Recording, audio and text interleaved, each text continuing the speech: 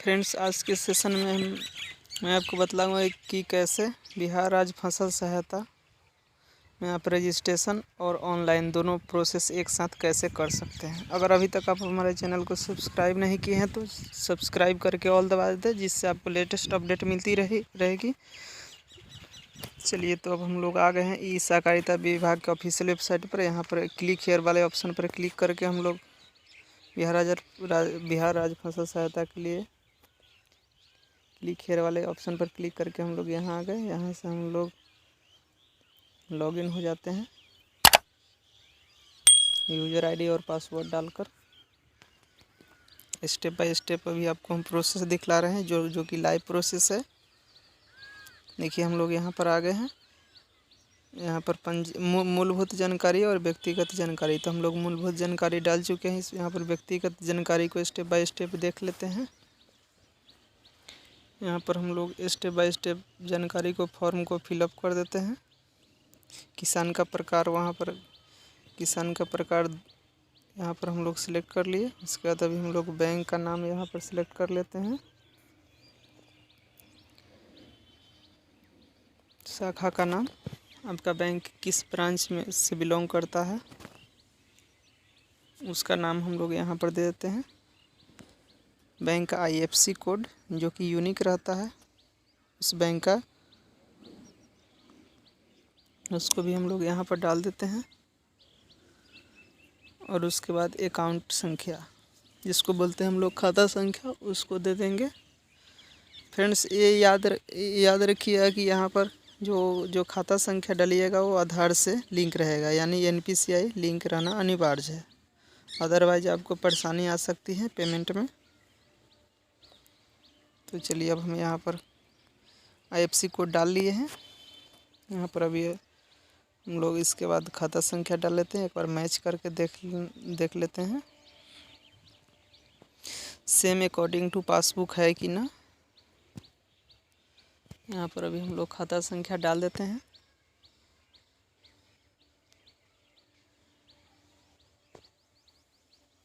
खाता संख्या डालकर और अपडेट वाले ऑप्शन पर हम लोग क्लिक करके अपडेट कर लेंगे। जैसे ही हम लोग अपडेट करेंगे उसके बाद अपडेट हो जाएगा इन्फॉर्मेशन और वह सेव हो जाएगा सर्वर पर। तो चलिए देख लेते हैं। यहाँ पर अकाउंट नंबर पहले मैच करा लेते हैं पासबुक के अनुसार।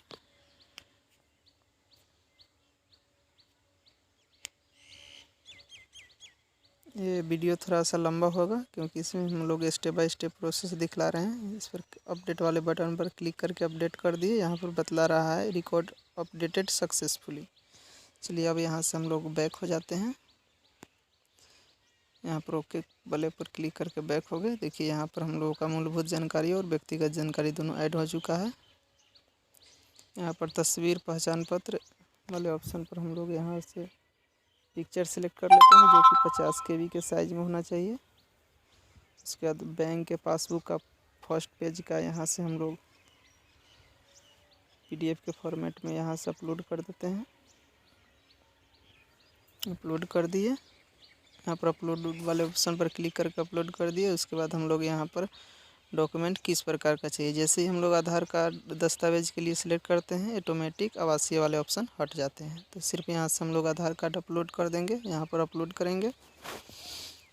जैसे ही हम लोग यहाँ पर अपलोड करेंगे, देखिए ये दिखला रहा है कि आपका डॉक्यूमेंट सक्सेसफुली अपलोड हो गया है। अब हम गो टू होम वाले ऑप्शन पर क्लिक करके होम पर चल जाते हैं। अब हम लोगों का बिहार राज्य फसल सहायता में हम लोगों का रजिस्ट्रेशन सक्सेसफुली हो चुका है। यहाँ से हम लोग फसल सहायता योजना हेतु विहित प्रपत्र, जिसको बोलते हैं फसल सहायता योजना में हम लोग ऑनलाइन करेंगे। यहाँ से हम लोग किसान का प्रकार सिलेक्ट कर लेते हैं। फ्रेंड्स, किसान का 3 प्रकार होता है, रैयत कृषिक, गैर रैयत कृषिक और रैयत कृषिक और गैर रैयत कृषिक दोनों। तो यहाँ से हम लोग वहाँ से किसान का प्रकार सिलेक्ट कर लिए। उसके बाद हम लोग खाता संख्या यहाँ पर डाल दिए। अभी खेसरा संख्या डाल देते हैं। यदि खाता और खेसरा संख्या एक से अनेक हो तो कॉमा के साथ उसको सेपरेट या मेंशन कर सकते हैं।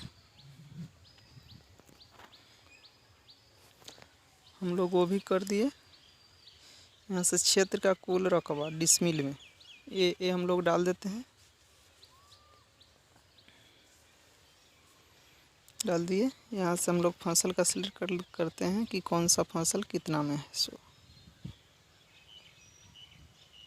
चलिए, तो यहाँ से रैयत भूमि का क्षेत्र का कुल रकबा डिसमिल में और गैर रैयत भूमि का क्षेत्र रकबा डिसमिल में, क्योंकि हम लोग यहाँ पर गैर रैयत और रैयत कृषि दोनों के लिए यहाँ पर ऑनलाइन कर रहे हैं किसान का प्रकार में। यदि आपका रैयत कृषि रहता है या सिर्फ गैर रैयत कृषि रहता तो ये ऑप्शन अपेयर नहीं होता, दोनों सिर्फ एक ऑप्शन रहता।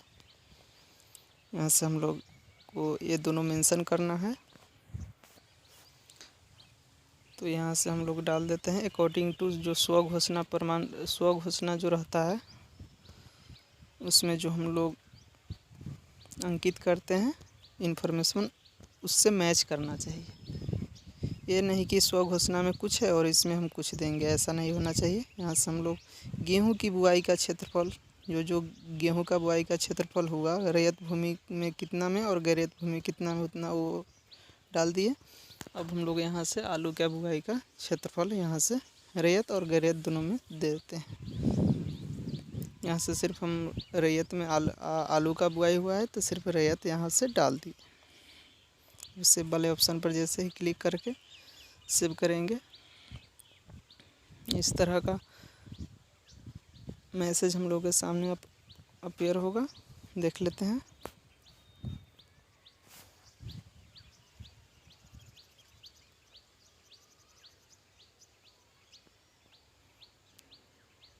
जैसे ही हम लोग सेव वाले ऑप्शन पर क्लिक कर दिए हैं, देखते हैं आगे क्या बतला रहा है।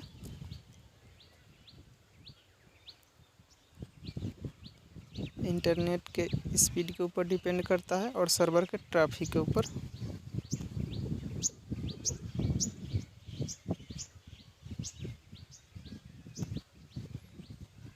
चलिए, सर्वर डाउन होने की वजह से अथी हो गया, हमको रीडायरेक्ट कर दिया लॉग आउट से बाहर। फिर पुनः हम लोग यहाँ से लॉगिन हो जाते हैं। जैसे ही हम लोग लॉगिन होते हैं देख लेते हैं वो जो इन्फॉर्मेशन दी है वो ऐड हुआ कि ना हुआ। नहीं हुआ है ऐड। हम लोग को फिर से यहाँ से किसान का प्रकार सेलेक्ट कर लेते हैं। यहाँ से खाता और खेसरा संख्या जो ज़मीन का है यदि एक से अधिक हो तो उसको कॉमा के साथ सेपरेट करेंगे या मेंशन करेंगे। यहाँ से हम लोग आपको स्टेप बाय स्टेप दिखला रहे हैं। इसमें थोड़ा टाइम लग सकता है जो कि जेन्युइन टाइम है। क्षेत्र का कुल रकबा डिसमिल में जो कि हम लोग स्वघोषणा प्रमाण पत्र से के साथ जो लगाते हैं इसमें अपलोड करने के लिए उससे मैच करना चाहिए। यहाँ से स्टेप बाय स्टेप हम लोग इन्फॉर्मेशन को डाल लेते हैं।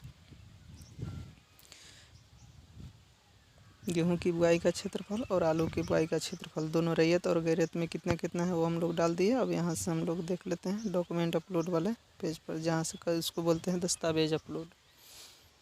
इस वाले ऑप्शन पर हम लोग यहाँ से क्लिक करके आ जाते हैं। देखिए, यहाँ से हम लोग एलपीसी अपलोड कर दिए। एलपीसी किस डेट में बना हुआ है उसका डेट यहाँ पर मेंशन करना है, या आपका जो रसीद ज़मीन का अपलोड किए है वो किस डेट में बना हुआ है उसको यहाँ से मेंशन कर दिए। उसके बाद अनुशंसा करने वाले पद का नाम वार्ड सदस्य या कि कृषि सलाहकार हो सकता है। उनका यहाँ पर आधार नंबर चाहिए और उनका आधार में जो नाम है वो सेम नाम चाहिए।